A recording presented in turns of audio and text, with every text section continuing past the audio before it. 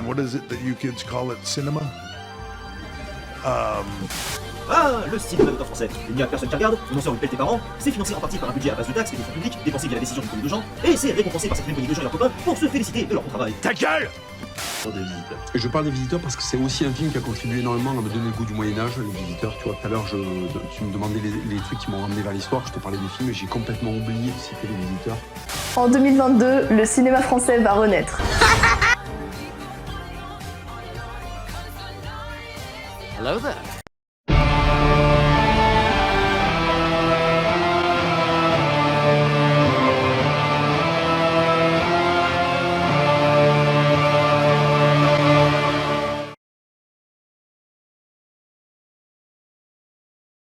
Salut YouTube!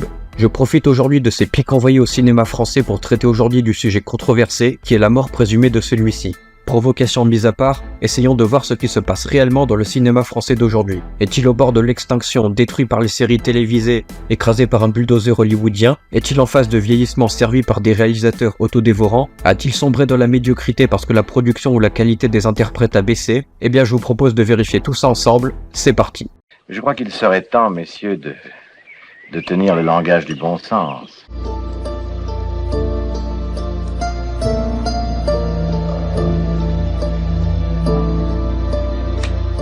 Depuis 50 ans, les salles françaises réalisent entre 150 et 200 millions d'entrées. C'est comme si tous les Français allaient entre 2 et 3 fois par an au cinéma, voire plus.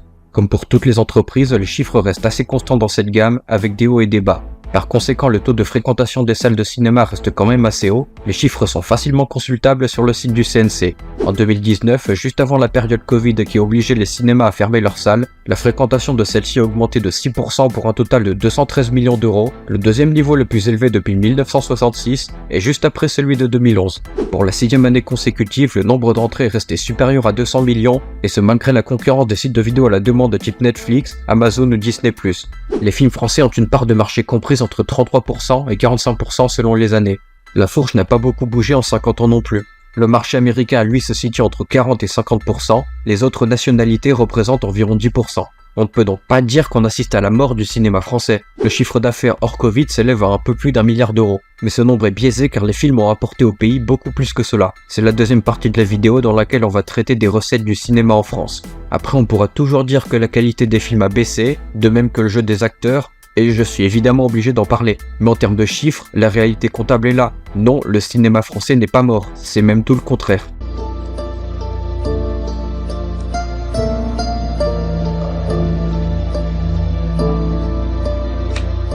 La question de la part des recettes d'un film dans le cinéma peut être interprétée de plusieurs manières, car plusieurs parties prennent une part des recettes globales, mais voici une répartition générale. En premier, on retrouvera évidemment les distributeurs. Les sociétés qui distribuent le film dans les cinémas prennent une part importante des recettes du box-office. Ça peut varier, mais elle est souvent comprise entre 20 et 35%. Ensuite, on retrouve les propriétaires de cinéma, c'est-à-dire les exploitants. Les cinémas eux-mêmes prennent une part des recettes pour couvrir les coûts opérationnels comme les salariés, l'entretien, et bien sûr le profit. Leur part peut également varier, mais elle est généralement comprise entre 40 et 60% des recettes du box-office après avoir payé les distributeurs. En troisième position, on retrouve les studios de cinéma. Après que les distributeurs et les exploitants aient pris leur part, le reste va généralement aux studios de cinéma qui ont produit le film. Ils utilisent ces fonds pour payer les investisseurs, les acteurs, les équipes de tournage et bien sûr pour faire du profit. Le reste se répartit entre les droits TV, la VOD, les plateformes de streaming et une belle résistance des ventes en DVD et Blu-ray qui représentent encore 400 millions d'euros, même si les ventes de DVD et Blu-ray sont en chute régulière chaque année. Conséquent, le cinéma est aujourd'hui une belle vitrine de luxe pour les films, mais plus du tout la majeure partie de son revenu. On peut donc dire que le cinéma globalement rapporte environ 3 milliards d'euros par an à la France en termes de chiffre d'affaires.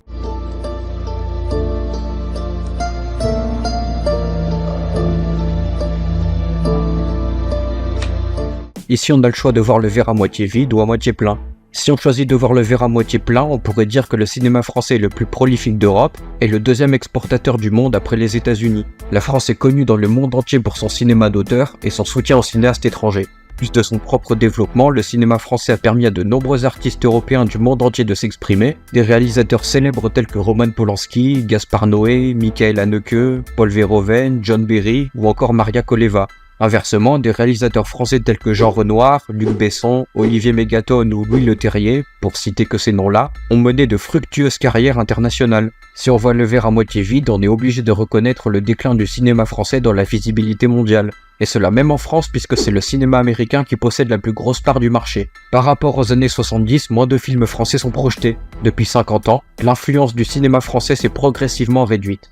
Mais circonstance atténuante, ce n'est pas seulement le cinéma qui a changé, mais la hauteur des attentes du grand public partout, et pas seulement en France. Historiquement, les plus grands succès des années 40 et des années 50 ont été Renoir, Clouzot ou encore Bresson. Leurs films ont eu un tel succès qu'il était facile pour les producteurs de les financer. Ils étaient en effet très bien reçus par le public, formant ainsi un cercle positif. En 1960 est arrivée la Nouvelle Vague, grande pionnière dans le domaine à travers le monde, créant de nouvelles vagues un peu partout. La Nouvelle Vague est une sorte de carte de visite artistique parfaitement empreinte de son époque. L'un des premiers symptômes de mai 68, c'est un cinéma qui a révolutionné l'art mais également la politique. Aujourd'hui, force est de constater que face au cinéma français tel que Godard, Truffaut, Melville, Romer, Rivette, Chabrol, Varda, Clouzot, Bresson ou Renoir, on se retrouve un peu aujourd'hui sans vrai réalisateur aussi renommé en France, encore que, attendons d'avoir une perspective historique plus importante. Comme je l'ai mentionné, le grand public est différent et ce n'est pas une insulte de voir une déculturation. Ça a commencé par une plus grande industrialisation de l'art, quitte à remettre en question le sentiment d'appartenance de certains films à l'art. Par conséquent, les producteurs et les opérateurs favorisent la tendance. Malheureusement, l'heure est à la comédie familiale. Le genre en lui-même n'est pas un problème, c'est la façon dont il est traité. Qu'est-ce qui ressort dans l'art de Bienvenue chez les Ch'tis ou Qu'est-ce qu'on a fait au bon Dieu? Je n'ai pas choisi ces deux films au hasard comme exemple. Je les ai choisis car ces deux films sont les symptômes de la pathologie du cinéma français. Deux films qui ont battu les records de fréquentation en salle en 2008 et 2014, à l'exception d'Intouchables. Les attentes de rentabilité, car oui, nous sommes à l'ère des films rentables, sont placées dans les stéréotypes des films qui sont maintenant produits en masse en recyclant le même matériau. Et c'est ça qui a chuté. Et je ne suis pas content que ce genre de bouillie industrielle gâche la vision d'autres artistes français émergents qui ont eu peu de publicité à part Grave de Julien Ducorneau, et ça se ressent dans les salles. Pourtant, les cinéastes français d'aujourd'hui ne sont pas mauvais, loin de là. De nombreux noms ressortent. Bruno Dumont, Claire Denis, Michel Gondry, François Ozon, Gaspard Noé et les cinéastes français plus jeunes comme Quentin Dupieux, Céline Sciamma, Julien Ducorneau, Sébastien Marnier, Justine Triet, Cédric Jiménez, Serge Boson, Jean-Christophe Meurice, Jérôme Rébaud, etc. Bien sûr, la liste n'est pas exhaustive, mais je citerai en particulier deux autres noms éminents, Bertrand Mandico, un artiste génial dont l'univers n'a jamais été vu dans le paysage français, mention spéciale à son film Les Garçons Sauvages. Le deuxième nom que j'ai envie de citer, c'est Philippe Lachaud, dont le résultat se démarque à la fois de toutes les comédies dans lesquelles il a lui-même joué, et se démarque aussi du reste des comédies françaises actuelles.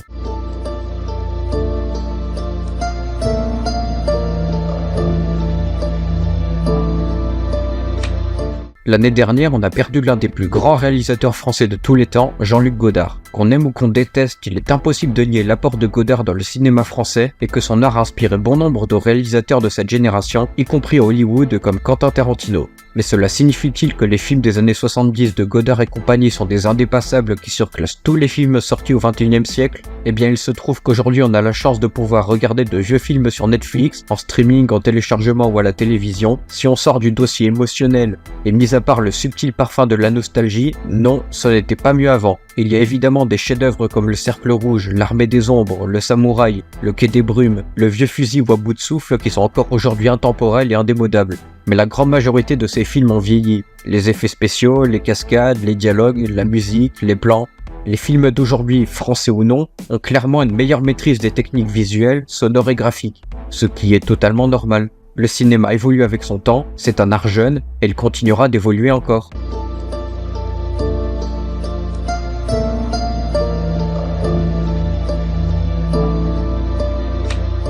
Il y a d'une part la génération des années 30 aux années 60 comme Jean Gabin, Brigitte Bardot, Lino Ventura, Alain Delon, Catherine Deneuve, Bourvil, Jeanne Moreau, Belmondo ou Paul Meurice, et d'autre part la génération post-années 70-80 comme Sophie Marceau, Lambert Wilson, Marion Cotillard, Jean Dujardin, Gilles Lelouch, Christian Clavier, Clovis Cornillac et bien d'autres. À mon avis, c'est problématique. Est-ce que c'est dû à leur talent? Je ne pense pas. Mais d'un autre côté, il faut reconnaître qu'ils sont loin du prestige de leurs prédécesseurs. On n'a plus de légendes, de grandes stars ou d'acteurs populaires à l'international. À mon avis, il y a plusieurs raisons à cela que j'expliquerai dans les points suivants.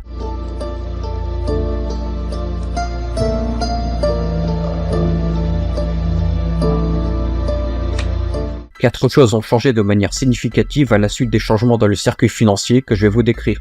Le premier changement, c'est le fric. Le cinéma était indépendant de la télévision jusque dans les années 80, aujourd'hui il en est le vassal économiquement. Donc un changement important est que la télé veut des résultats en prenant moins de risques sur le plan artistique. Aujourd'hui en pleine mutation, la VOD, le streaming, le téléchargement, les plateformes comme Netflix ou Amazon sont de belles opportunités pour se débarrasser du carcan de la télé et régénérer la créativité. Netflix et Amazon s'en fichent des chaînes de télévision. Bien sûr, faut pas être naïf, il reste évidemment des requins avec un carnet de commandes et veulent des cibles d'observation bien précises.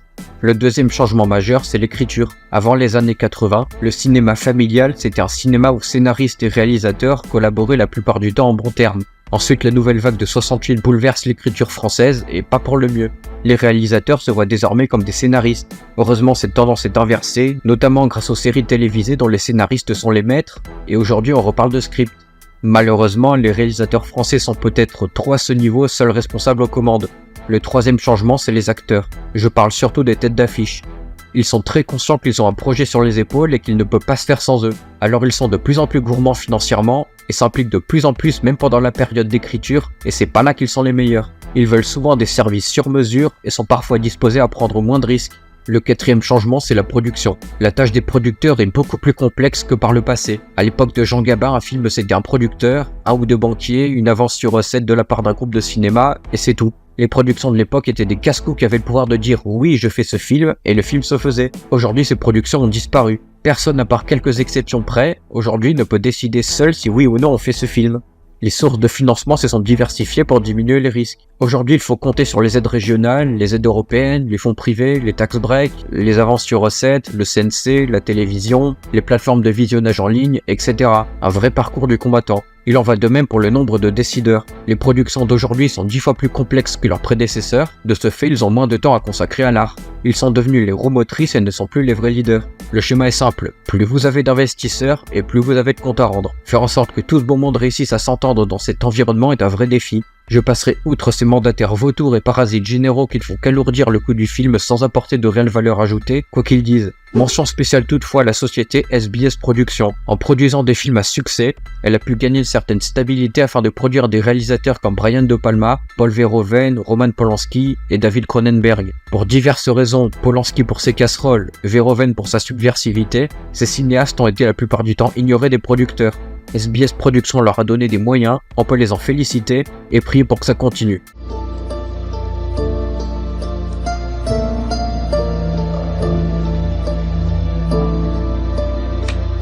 J'avoue qu'en écrivant cette vidéo à 24 ans, j'ai pas connu la grande période du cinéma français. Il est donc tout à fait compréhensible que certains puissent se sentir nostalgiques. Pourtant, rien n'a plus contribué à l'effondrement de la culture française que ceux qui l'ont financée et exploitée. Malheureusement, il est difficile aujourd'hui de changer les habitudes du grand public. La réalité, c'est que le cinéma, et pas seulement le cinéma français, fait avant tout du marketing et détermine ce que le spectateur lambda veut voir. Et s'il s'en fout d'une chose, c'est bien des fans nostalgiques qui ne sont qu'une part infime du marché. Le résultat est là, la comédie familiale a un très grand succès, même si ça me fait chier de l'admettre. Les gens vont voir ces films et en très grand nombre.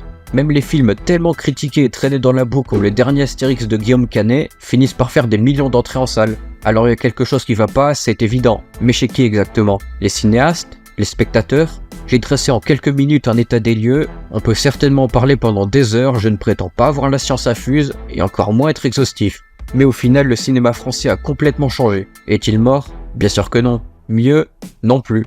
Moins bon? Je ne pense pas. Je dirais que le cinéma français change, qu'il est en pleine période de transition comme la mue d'un serpent, pour le meilleur comme pour le pire. Le meilleur car cela ouvre de grandes perspectives pour l'avenir et d'espoir d'un cinéma français qui parvient malgré tout à synthétiser son passé glorieux, ses erreurs et ses aspirations. Souhaitons-lui de revenir sur la bonne voie et de briller à nouveau sur la scène internationale. Et enfin, le pire. Pourquoi les cinéastes se casseraient la tête avec un scénario bien ficelé et des dialogues qui prennent aux tripes, quand le spectateur moyen regarde son téléphone pendant la séance, ne comprend pas un scénario basique et pose des questions qui te font lever les yeux au mieux et désespérer de l'humanité au pire? C'est la société du spectacle. Les scénarios intéressants et profonds, les mises en scène travaillées, au mieux ça intéresse encore les cinéphiles, mais les gens d'aujourd'hui veulent du pam-pam boum-boum. Il suffit juste de regarder les films les plus rentables de ces dernières années. C'est tout le problème de devenir grand public. Le grand public n'est pas nécessairement bête, mais le grand public cherche avant tout du divertissement direct et s'en fout complètement de l'art, des émotions, des réflexions sur l'homme ou la société que tu peux avoir dans un film. Ils cherchent à rire à bons coups, des gros flingues, une pseudo-intrigue histoire d'eux et roule ma poule. Se vider la tête à défaut de la remplir. Tous les films à succès sont en effet voués à se plier aux standards du grand public. Je vois des tonnes de plaintes des amoureux du cinéma, et pas nécessairement des réacs de droite, se plaindre que le cinéma français a perdu de sa superbe, qu'il est devenu commercial, qu'il produit maintenant que des comédies à la con. C'est effectivement à dessein. Mais les industries, elles savent que ça rapportera de toute façon toujours plein d'argent. Donc pourquoi est-ce qu'elles s'arrêteraient ? On peut le regretter, mais le cinéma s'adapte au public, qui change au fur et à mesure, et le public a fait son choix. Ce qui fonctionne n'est pas toujours ce qui est réellement de qualité, il suffit de voir le succès de Marvel ou de la télé-réalité. Donc si vous n'êtes pas un réact et que vous voulez vraiment vous réconcilier avec le cinéma français, le vrai, je vais vous mettre dans la description une liste non exhaustive de bons et de très bons films français, sortis en salle sur les 5 dernières années. C'est sur ces mots que je vais conclure cette vidéo, j'espère qu'elle vous aura plu, merci de m'avoir écouté jusqu'au bout, portez-vous bien, je vous dis à la prochaine et salut.